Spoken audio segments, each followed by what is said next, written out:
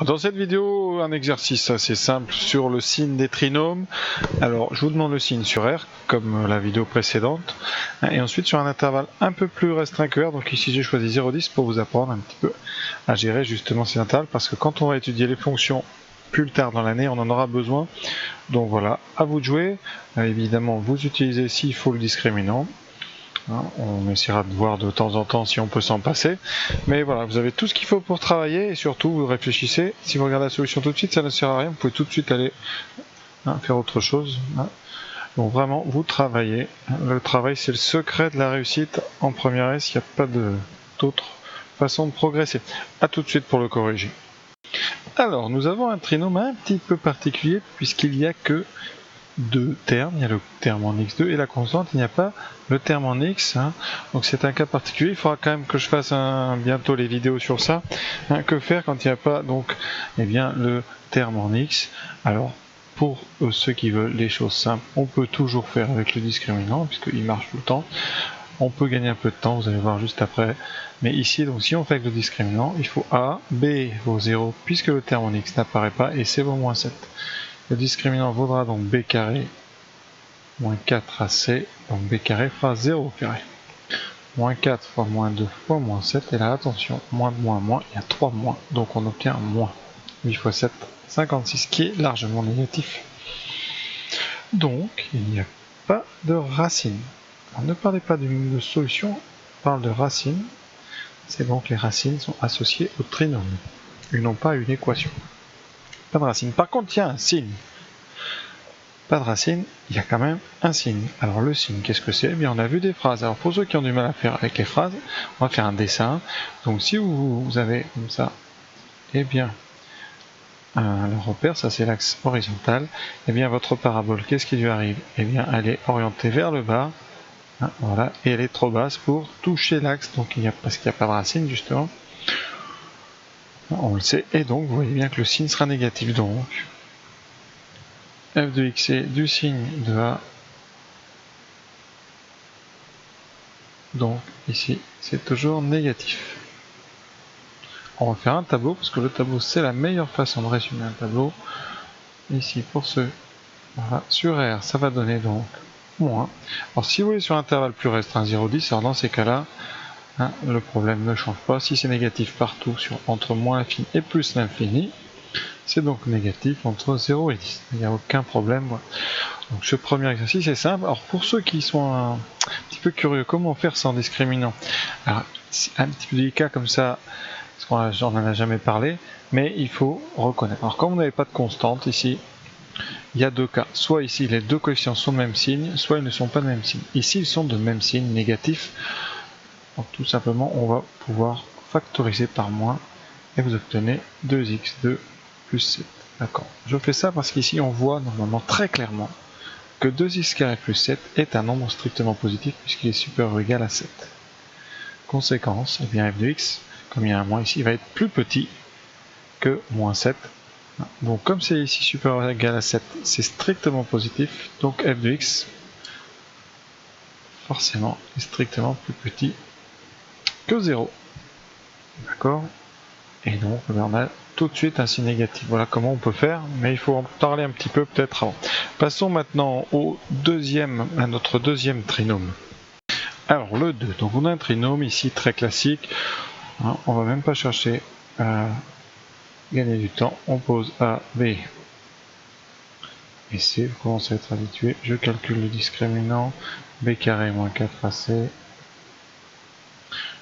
donc moins 7 au carré, moins 4 fois 2 fois moins 4, alors là attention, moins 7 au carré, ça fait 49, le moins disparaît, certains ne le mettent même pas, ce moins, ils mettent directement 7, ici ensuite, moins par moins, plus, 2 fois 4, 8 fois 4, 32, on trouve 80 qui est le carré de 9. Donc on va avoir deux racines qui sont x1 égale moins b moins racine de delta sur 2a. Donc ici moins 7 qui donne 7, moins racine de 89 sur 2 fois 2, 4. Ça donne moins 2 sur 4, donc moins 1 demi. Pour x2, on arrive tout de suite à 7 plus 9 sur 4, c'est-à-dire moins b plus racine de delta sur 2a, et donne 16 sur 4, donc 4. Voilà. Ensuite, on a donc un polynôme de second degré avec un coefficient en x2 positif. Donc on peut écrire quoi? Ici, a est positif, donc g de x est positif à l'extérieur des racines.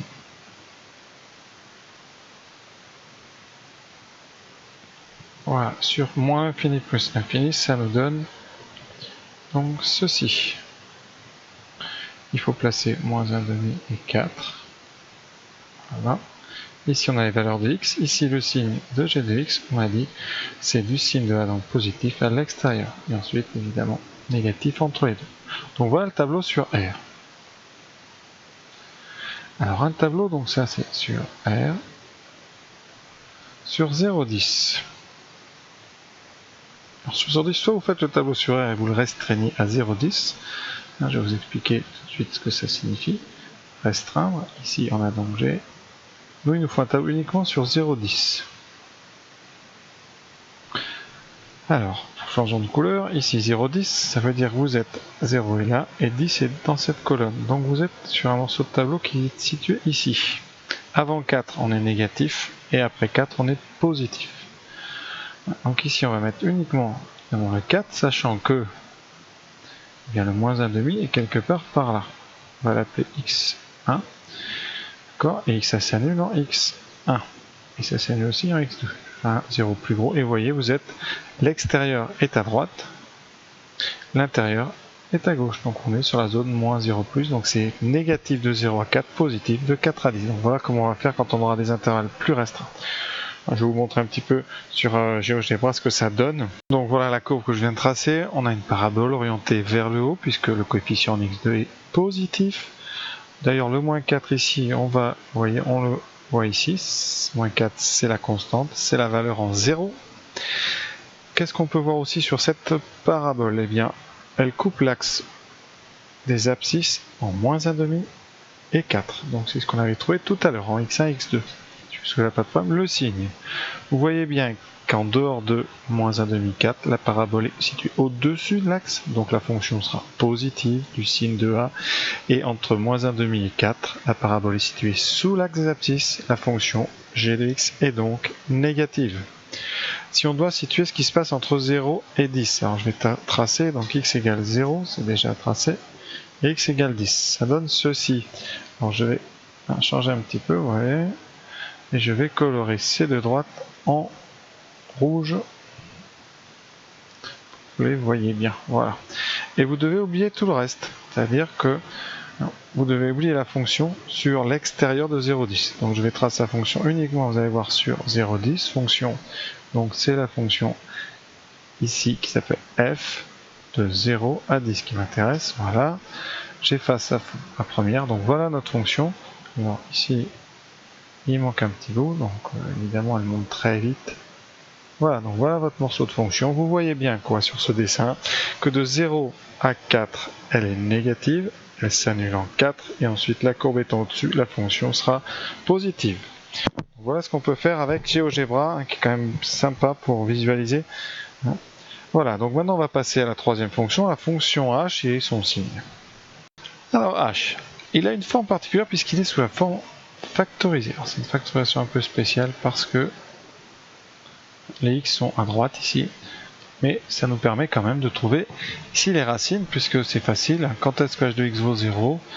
Eh bien vous voyez que h de x s'annule quand x vaut 5 pour la première parenthèse ici, enfin ça l'est mieux, et 3 pour l'autre. Donc très clairement 5 et 3 sont racines. Comme ce sont les deux seuls puisque h est du second degré, eh bien on a donc trouvé les deux racines, c'est pas la peine d'utiliser le discriminant.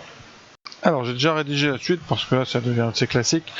Maintenant qu'on a 5 et 3 comme racines, eh bien on applique les règles, puisque delta est positif, c'est du signe de A, c'est-à-dire le coefficient en x2 à l'extérieur des racines. Alors ici égale 2, je démontre ça quand même parce que certains auront des problèmes. Pourquoi est-ce que donc A égale 2 ? Eh bien tout simplement égale 2 parce que si je développe, j'ai 2 fois 3 moins 5, 15, moins 5x, moins 3x, plus x2. Et en développant, j'ai 2x2, donc moins 8 fois 2, moins 16x, plus 30. Donc on a bien ici un a qui vaut 2, comme a vaut 2, donc on a plus à l'extérieur et moins entre les deux racines qui sont 3 et 5. Alors sur 0,10, et là c'est beaucoup plus facile parce que 0 et 10 sont à l'extérieur à chaque fois. Et donc quand vous regardez votre tableau, entre 0 et 10, vous allez avoir 3 et 5. Et on vient de dire que c'est positif à l'extérieur. Donc vous allez vers ce plus et ce plus à l'extérieur. Il vous restera à mettre le moins entre les deux. Donc les deux tableaux sont sensiblement les mêmes, hormis les deux bornes qu'on met à droite. Ici les infinis et ici le 0 à 10. Alors pour ceux qui sont un petit peu curieux, ou qui n'ont pas bien compris quand j'ai dit que h vient pour 3 et 5, on va quand même le détailler si vous voulez. Alors pourquoi je peux savoir directement quand je regarde ceci que eh bien, les racines c'est 3 et 5? Parce que si je joue cela égale 0, eh bien c'est un produit de 3 facteurs qui est nul. Eh bien ça équivaut à dire que soit 2 vaut 0, ce qui est impossible, ou 5 moins x égale 0, ou 3 moins x égale 0. Et ça c'est facile à résoudre, ça fait 5 égale x, et 3 égale x, on a bien x égale 3 ou 5. Donc deux racines, x égale 5 et x égale 3. Voilà. Pour ceux qui ne voient pas ça, qui se disent qu'ils ne s'en sortiront jamais, on peut toujours faire avec le discriminant. Par contre, il aurait fallu développer et arriver ici, faire un delta que je vais faire b carré, donc 16 moins 16 au carré, ce qui fait 16 au carré, moins 4 fois 2 fois 30, 4 fois a, c, ça donne donc ici 256 moins 240 donne 16. Donc delta est positif, on a deux racines. Enfin, voilà, ici c'est vraiment des racines qui sont x1 égale moins b. Alors là je vais vite, 16, mon racine de 16, 4 sur 2a, 4. Donc ça donne 12 sur 4 qui fait 3, on a bien trouvé 3. Pour x2, 16 plus 4 sur 4, ça fait 20 sur 4. Ça fait bien 5, vous voyez qu'on s'en sort quand même. Hein. Les petites astuces pour trouver les racines plus vite, ça gagne du temps. Hein. C'est pas... Alors ça permet aussi souvent de voir si vous avez un petit peu compris les différents intérêts des expressions, ici factorisées, qui permet de résoudre très vite et de trouver les racines ou le signe. Les formes donc développées qui permettent finalement de s'en sortir et de faire un discriminant qui va vous mener toujours au bout. Donc voilà, j'espère que ça vous convainc. Et bien on va maintenant passer à la question 4. Alors je peux vous montrer quand même le tableau de signes de h de x en traçant sa courbe. Donc voici la courbe que j'ai tracée. Alors j'ai tracé sur R, c'est les deux parties là, donc vous avez bien une courbe qui s'annule ici en 3 et en 5. Alors, je vais peut-être agrandir, mais si j'agrandis vous verrez un petit peu moins la zone 0,10, vous voyez. Et ensuite, si je veux que sur 0,10, eh bien j'enlève la partie extérieure. Vous avez bien donc une fonction dont la courbe est au-dessus de l'axe, puis en dessous, et tout ça de 3 jusqu'à 5. Donc on a bien notre tableau plus, moins, plus. Voilà, très très facile à interpréter graphiquement, mais important à comprendre. Numéro 4. Alors k de x, on regarde, tous les coefficients sont pairs. Dans ces cas-là, il y a une petite façon de gagner un peu de temps, c'est de factoriser par 2. Donc 2 fois x carré plus 10x plus 25 ici, et de s'occuper bien du trinôme qui est entre parenthèses. Vous ne faites pas disparaître le 2, il est là, hein, il est en coefficient. Voilà, donc je vais faire un discriminant avec a égale 1, b égale 10, c égale 25. Tout l'avantage d'écrire ABC, c'est quand même qu'on n'a pas besoin de préciser de quel trinôme on parle puisqu'on l'écrit. Sinon vous avez deux trinômes différents, on ne sait pas trop duquel vous parlez. Alors delta b carré moins 4ac, hein, surtout vous lisez bien là parce que sinon vous pouvez vous tromper de ligne. Alors, b carré c'est 10, moins 4 fois a fois c. Ça fait donc 100, moins 4 fois 25, 100. Ça donne 0. Alors delta égale 0, donc une seule racine dite double, x0, qui vaut moins b sur 2a, donc moins b moins 10 sur 2a sur 2, c'est-à-dire moins 5. Voilà. Alors avant d'aller plus loin, pour ceux qui n'auront pas fait la factorisation, je vais quand même faire. Hein. Ça veut dire que vous avez a égale 2, b égale 20, c égale 50. Vous calculez delta, b carré moins 4ac, donc 20 au carré, moins 4 fois 2 fois 50. Alors, vous remarquerez que comme on n'a pas divisé par 2, les coefficients seront, ici les nombres sont 2 fois plus grands, donc avec le carré ça fera 400, c'est-à-dire 4 fois plus grand, puisque c'est au carré, et ici, eh bien, vous aurez 4 fois plus grand aussi, c'est-à-dire 400. 400 moins 400, ça donne 0, on trouve quand même 0, donc on n'a qu'une seule racine, cette fois-ci, x de 0 égale moins b sur 2a. Alors certains pourraient se dire, on ne trouve pas forcément la même chose, mais effectivement, comme vous avez ici divisé a et b par la même chose, le rapport b sur a sera le même. On va donc trouver, vous allez voir, moins 20 sur 2 fois 2, c'est-à-dire moins 20 sur 4, moins 5. Donc pas d'inquiétude, quand vous factorisez un trinôme, vous ne changez pas ses racines. Et ça c'est capital, ça permet justement de diminuer la taille des coefficients quand ils ont des facteurs communs. Donc on a moins 5, et là on va appliquer notre cours. Quand on n'a qu'une seule racine, eh bien notre trinôme s'annule sur cette racine, donc ici en moins 5, et du signe de a, le coefficient en x2, partout ailleurs. Là c'est le coefficient par contre, on va voir, de la fonction globale, pas des petites sous-fonctions. Donc on veut le signe de k, donc maintenant on va regarder le coefficient en x2 de k. Attention, parfois vous allez voir, il faudra que je fasse ça dans une autre vidéo, si on met un moins ici, eh bien on a un petit souci au niveau du signe. Donc là, le coefficient en x2 de k de x est 2. C'est un nombre positif.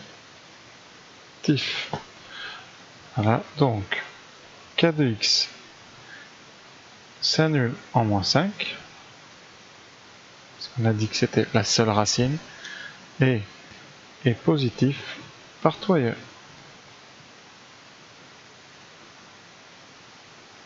Ça nous donne un tableau de signes ici, sur moins l'infini plus l'infini, qui est donc moins 5, 1, 0, et partout ailleurs positif, donc 0, et plus plus. Sur 0,10, alors qu'est-ce qui va se passer? Eh bien, votre fonction k de x ne s'annule encore, moins 5 ne s'annule pas dans 0,10.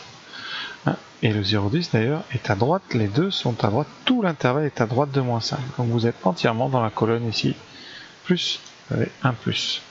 Donc voilà, on a fini. Alors je vais vous montrer sur un dessin ce que ça peut donner, la fonction. Alors, ça donne ceci. Vous avez une parabole, voilà, qui ne s'annule qu'une fois, donc vous avez cette position caractéristique des discriminants nuls, c'est-à-dire que la parabole, on dit qu'elle est tangente à l'axe horizontal. Là, on ne voit pas très bien, mais ça ne s'annule qu'une seule fois. Ça, c'est sur R, vous avez bien plus 0, plus sur 0,10, vous voyez, la portion entière est au-dessus de l'axe, donc il n'y a pas d'endroit où ça s'annule, c'est toujours strictement positif. Donc, voilà, je pense que ça illustre quand même bien l'exercice. Eh bien, j'espère donc que ces équations et ces tableaux de signes vous ont plu. Alors là, c'était pas des équations, mais des tableaux de signes. Voilà, j'espère avoir été clair. Bon, on complique, vous voyez, doucement, là, vraiment, on n'est pas... Donc, à très bientôt pour l'exercice un petit peu plus élaboré quand même. Il va falloir accélérer la difficulté, en tout cas la renforcer. Bye bye.